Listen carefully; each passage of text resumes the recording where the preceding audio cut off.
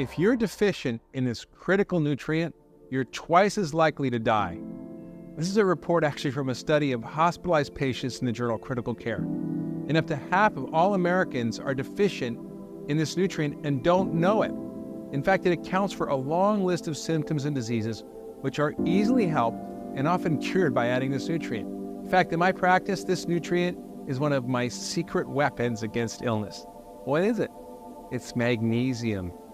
It's the stress antidote and the most powerful relaxation mineral. Now, I find it very funny that more doctors are included into this nutrient because we use it all the time in conventional medicine, but never stop to think about why or how important it is to our general health or why it helps our bodies function better. In fact, I remember using it when I worked in the emergency room. It was a critical part of the medication on the crash car. If someone was dying of a life-threatening arrhythmia or regular heartbeat, we used intravenous magnesium. If someone was severely constipated or needed to prepare for a colonoscopy, we gave them milk of magnesia, a green bottle of liquid magnesium citrate, which completely empties their bowels. If a pregnant woman came in with preterm labor or high blood pressure in pregnancy or seizures in pregnancy, what do we give them? High doses of continuously dripped in or intravenous magnesium. But you don't have to be in the hospital to benefit from treating magnesium deficiency. Think of magnesium as the relaxation mineral. Anything that's tight or irritable or crampy or stiff, if it's a body part or even a mood, it's a sign of magnesium deficiency. This critical mineral is responsible for over 300 enzyme reactions, and it's found in all your tissues, but mainly bone, muscle, and brain. It's necessary for your cells to make energy, for many different chemicals, pumps to work, to stabilize membranes, to help muscles relax. The list of conditions that are found related to magnesium deficiency is very long. In fact, there are over 3,500 medical references on magnesium deficiency, but it's mostly ignored because it's not a drug, even though it's more powerful in many cases than drugs, which is why we use it in life-threatening and emergency situations like seizures and heart failure in the hospital, right?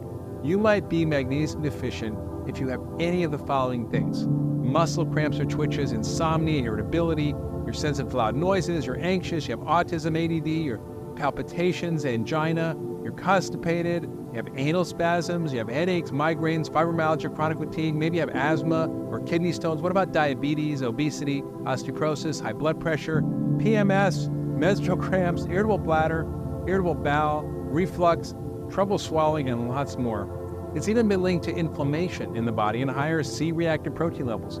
So how bad is this problem? Well, it's very bad in our society. By conservative standards of measurement, which is the serum magnesium level, 65% of people admitted to the intensive care unit and about 15% of the general population has magnesium deficiency. But this is seriously underestimating the problem because a serum magnesium level is the least sensitive way to detect a drop in your total body magnesium. So why are we so deficient? Well, the answer is simple. We eat a diet that has practically no magnesium, highly processed, refined diet that's based mostly on white bread, white flour, meat, and dairy, all of which have no magnesium. We live lifestyles that cause us to lose magnesium from our bodies, and whatever magnesium we have just goes out and we never replace it. We drink coffee, alcohol, we eat sugar, we're under chronic stress. In fact, one study in Kosovo, they found that under chronic war stress, there was tons of magnesium that came out in people's urine. And hardly any of us eat foods that are high in magnesium. Now, when was the last time you had a good dose of sea vegetables or seaweed or nuts or greens or beans? I feel like most Americans, your nut consumption mostly comes from peanut butter and probably from chocolate-covered peanut butter cups.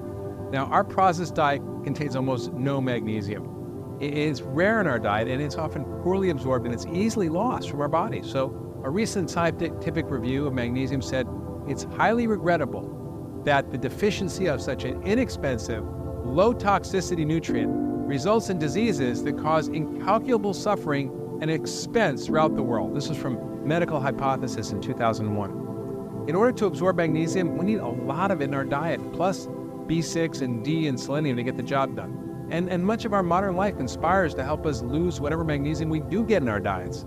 Magnesium levels are decreased by excess alcohol and salt and coffee and phosphoric acid in colas and profuse sweating. Although that's good, you still have to replace the magnesium. Prolonged or intense stress, chronic diarrhea, heavy menstrual periods, diuretics, which are water pills, antibiotics, other drugs, and even intestinal parasites. So it's very hard to measure, hard to study, but it accounts for untold suffering, and it's simple to correct. In fact, the most common blood tests here, magnesium, will miss most cases. So don't even look at the blood test, but look at the symptoms that you suffer or any of the diseases that I noted, and it's an easy fix. So how do you fix it? Well, number one, stop draining your body of magnesium. Limit the coffee, alcohol, colas, salt, sugar. Learn how to practice active relaxation and check with your doctor if your medication might be causing magnesium loss. Next, eat foods high in magnesium. Things like kelp, wheat bran, wheat germ, almonds, cashews, buckwheat, Brazil nuts, dulse, filberts, millet, pecans, walnuts, rye, tofu, soybeans, brown rice, figs, dates, collard greens, shrimp, avocado, parsley, beans, barley, dandelion, garlic. Doesn't sound like your diet, does it? But it should. Take magnesium supplements. Now, this is very important. I think most of us do need these. And the minimum amount required is 300 a day. Most of us get even less than 200. And some mean a lot more depending on their condition. And most people do well with between 400 and 1,000. Make sure you get absorbable forms, which I list in my writings. Avoid magnesium, carbonate, sulfate, and oxide and gluconate, which are very poorly absorbed and are the ones in most supplements. And take them with a team of other minerals in a multi-mineral. And try a hot Epsom salt bath, which is actually magnesium. The only warning I have is if you have kidney disease or severe heart disease, you should only take magnesium under a doctor's supervision. So there's no reason to suffer from so many things that result from magnesium deficiency. It's truly a miracle mineral.